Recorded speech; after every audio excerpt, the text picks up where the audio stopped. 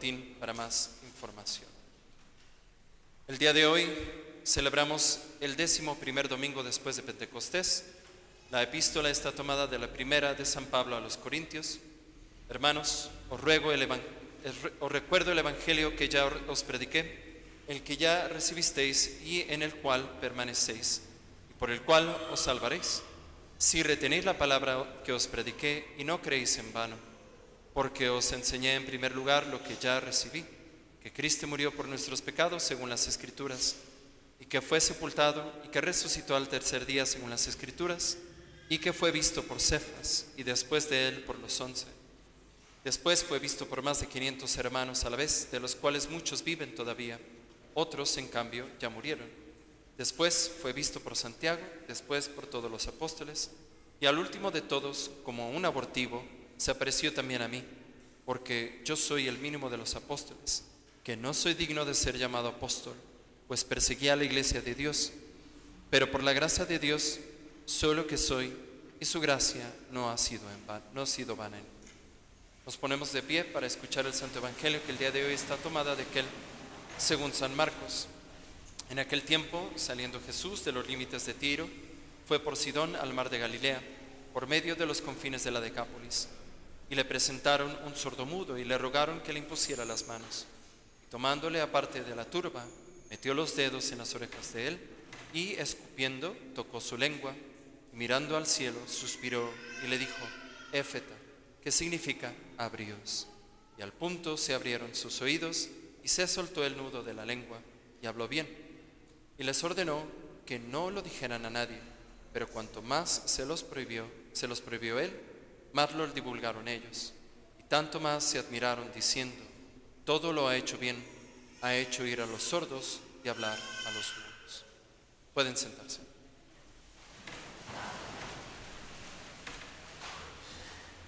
En nombre del Padre, y del Hijo, y del Espíritu Santo.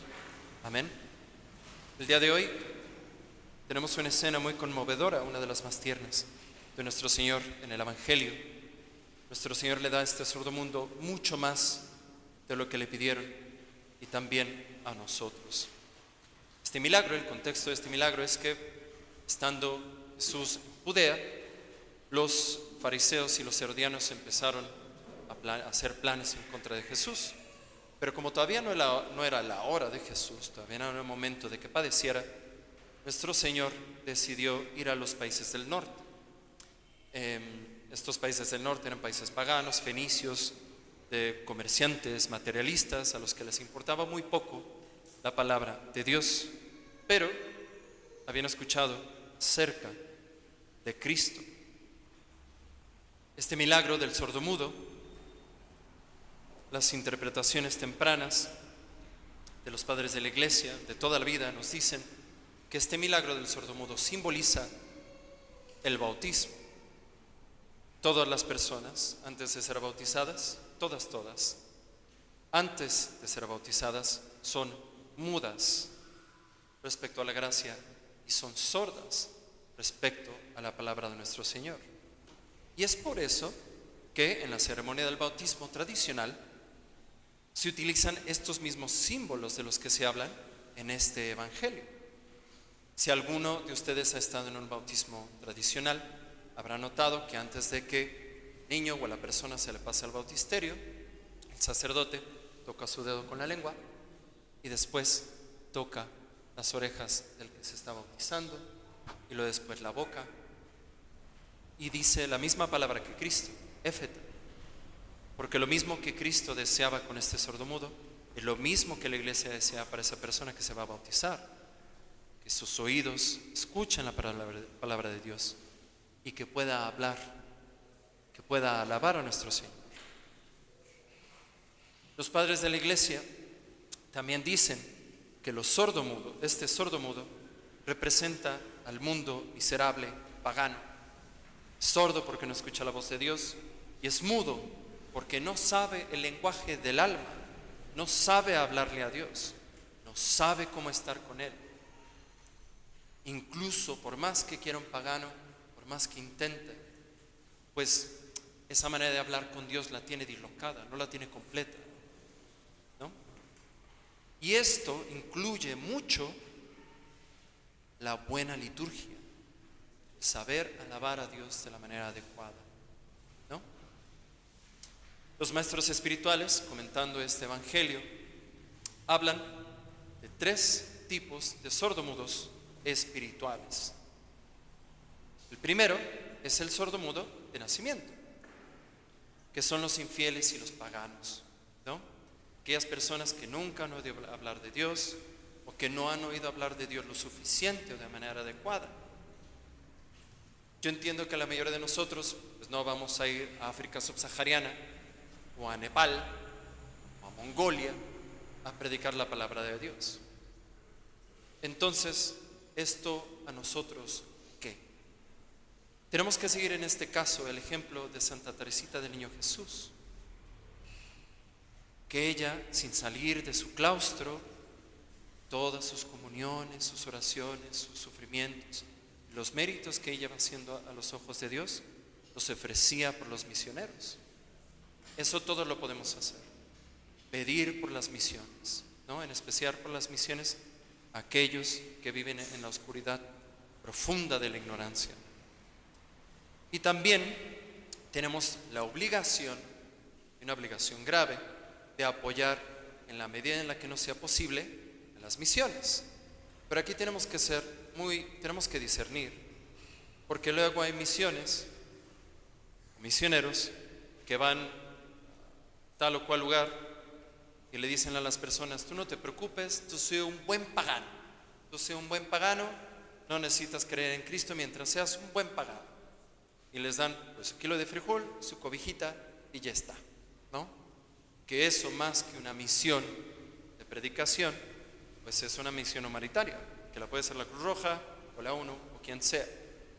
Tenemos que apoyar en la medida en la que nos sea posible las misiones que verdaderamente estén predicando la palabra de Dios, pero tenemos que hacerlo en la medida en la que nos sea posible.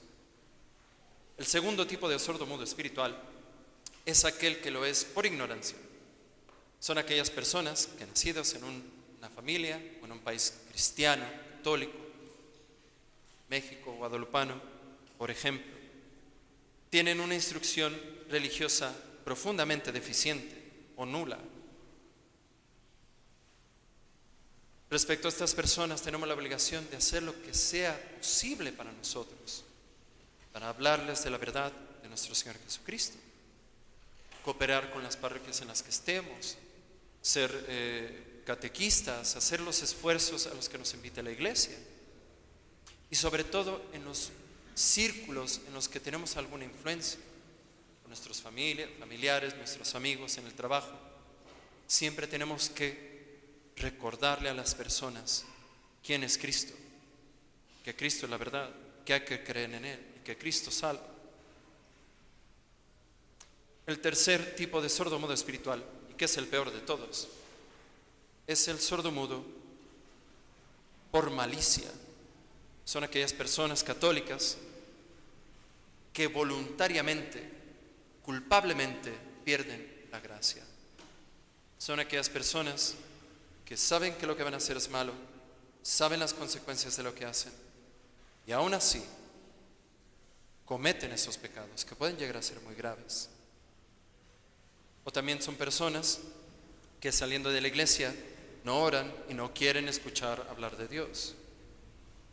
O peor aún, son personas que se creen bien formadas, pero que siguen como veleta cualquier moda espiritual que encuentren en internet. Que si el budismo católico de la divina voluntad, que si tal o cual cosa, que si un exorcista habló con Satanás, que si a tal persona se le apareció la Virgen, etcétera, etcétera, etcétera. Este tema lo hemos predicado hasta el cansancio. O personas que se hacen una serie de devociones, de novenas y tal, y se despreocupan por la práctica cotidiana de las virtudes. Y en esto es complicado, porque la mayoría de las personas que están en ese punto no saben que lo están, porque la soberbia lo ciega. Entonces, ¿qué es lo que tenemos que hacer? Todos, lo que tenemos que hacer es pedir a nuestro Señor la virtud de la humildad, para que si estamos entre estas personas que somos culpablemente sordomudas, tengamos la sencillez y la humildad de escuchar a quien nos corrija, o de escuchar la voz de Dios y corregirnos a tiempo. Pero es algo que tenemos que hacer todos los días, pedir la virtud de la humildad. Luego, de todo esto nacen dos males profundos. El primero es la sordera espiritual. Para con Dios lo negamos con nuestro pecado, por pereza o por comodidad. Nos negamos a escuchar la palabra divina. Ya no digamos las Sagradas Escrituras, sino cuando un sacerdote que tiene cargo de tu alma, por ejemplo, el Padre Gina, el Padre Javier o yo, o el Padre Chema, como a lo mejor están diciendo algo que no me gusta, los voy a ignorar. Yo voy a buscar a alguien que diga algo que sí me gusta, que de antemano ya creo. O a lo mejor decidimos ignorar el consejo del confesor o del director espiritual. Hay otra forma también de sordera. Miren, Dios todos los días se ocupa y se preocupa de nosotros, ¿cierto? ¿Cierto? Claro. Dios todos los días nos ama, nos ayuda. Entonces todos los días Dios intenta inspirarnos a hacer el bien y evitar el mal. Todos los días. Y no es una cosa extraordinaria, no es como que uno va de Jerusalén a Damasco y lo tiran uno del caballo. No. Son cosas de verdad que Dios está en el día a día muy presente, siempre. Y entonces muchas veces, porque tenemos un afecto a algún pecado, Dios nos da una inspiración para hacer el bien o evitar el mal y decidimos ignorarlo. Sabemos tal vez que hacer esta cosa es lo más virtuoso y lo más agradable a Dios, pero decimos no, y nos ponemos a hacer cualquier otra cosa. O sabemos que hacer esto tal vez no es lo más inteligente o no es lo que agrada más a Dios, pero luego entramos en un diálogo con nosotros mismos y terminamos haciendo lo que tal vez no deberíamos de haber hecho, ignorando las inspiraciones que el Espíritu Santo nos da. Y eso es una especie de sordera espiritual. Y el segundo problema es, y yo creo, en mi opinión, peor que el primero, es la mudez espiritual. Aquí están las autoridades civiles o eclesiásticas que no velan por las buenas costumbres, por la verdad, por los derechos de la iglesia y de Cristo. Hay personas que confunden a los feligreses, que a lo mejor en lugar de predicar de una manera clara, concreta, la verdad, deciden ser políticamente correctos, evitar conflictos con el mundo y dicen vaguedades. Y luego hay otras personas que intentan justificar esas vaguedades por dar una fachada de que todo está bien y aquí no hay ningún problema, cuando todos sabemos que en muchas ocasiones la iglesia necesita de ayuda y de mucha oración y de mucha gracia. La segunda especie de mudez espiritual son aquellos católicos que no defienden la verdad. Son aquellos católicos que a lo mejor tienen la oportunidad de predicar la verdad con su ejemplo, con su palabra, y deciden hacerse para atrás. Que a lo mejor papás, hermanos, esposo o esposa, amigos, y por no meterse en problemas, simplemente deciden callar. Y este es un tema que suele salir en los sermones, el típico ejemplo. El hijo está viviendo en Amaciato y mamá y papá pues no quieren decirle nada, porque ¿para qué meterse? O luego llega Pepe Chuy con el novio y dicen, bueno, mientras sea feliz, yo ya hice lo que pude. ¿Quién soy yo para juzgar? Y luego después estos papás, estos hermanos o estos amigos permiten pecados gravísimos debajo de sus narices. Y tal vez esa persona que podría decir de manera adecuada y que sería escuchada, por miedo, por no ofender, termina callándose. Y eso es una tragedia. Porque miren, si estamos como estamos ahorita, no es porque los masones, los comunistas o el cabecita de algodón, no. Estamos como estamos porque los que teníamos la obligación, la responsabilidad, la oportunidad de hablar, no lo hicimos cuando fue oportuno. Si el problema no es que los malos sean muchos, sino que los buenos somos cobardes. Si el problema no es que los malos sean poderosos, sino que los buenos nos achicamos. Si los malos escuchan fuerte y claro, es porque los buenos hemos decidido callar. Acuérdate de esto siempre. No es que los malos sean muchos, es que los buenos hemos sido cobardes.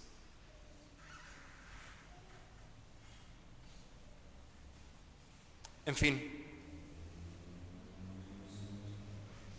tenemos que evitar el ruido, tenemos que tomar tiempo para la oración en silencio, tenemos que dedicarle seriamente tiempo a nuestro Señor para acostumbrarnos a escucharlo, para acostumbrarnos a hablar con Él, para que nuestra sordera se nos quite y nuestra mudez también se vaya y nuestro poder del habla sirva para algo, para hablar con nuestro Señor y hablar de Él.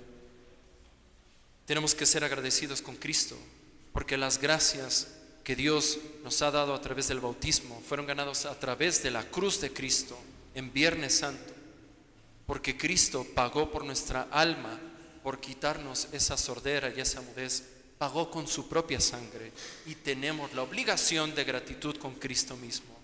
No podemos achicarnos, no podemos menos que agradecerle a Cristo con todo lo que podemos. Tenemos que imitar a nuestro Señor en todo. Tenemos que ser ejemplos vivos de que Cristo existe en todo lugar y en todo tiempo. Tenemos que siempre procurar escuchar la palabra de Dios y siempre alabar con nuestra boca a Cristo, siempre dar ejemplo y siempre predicar con nuestro ejemplo y con nuestra palabra. Así tal vez se diga a nosotros lo mismo que se dijo de Cristo: todo lo ha hecho bien, o cuando menos que se diga que hemos muerto en el intento. Que Dios los bendiga y nuestra Señora los guarde. Dios de la vida eterna, en nombre del Padre, del Hijo y del Espíritu Santo. Amén.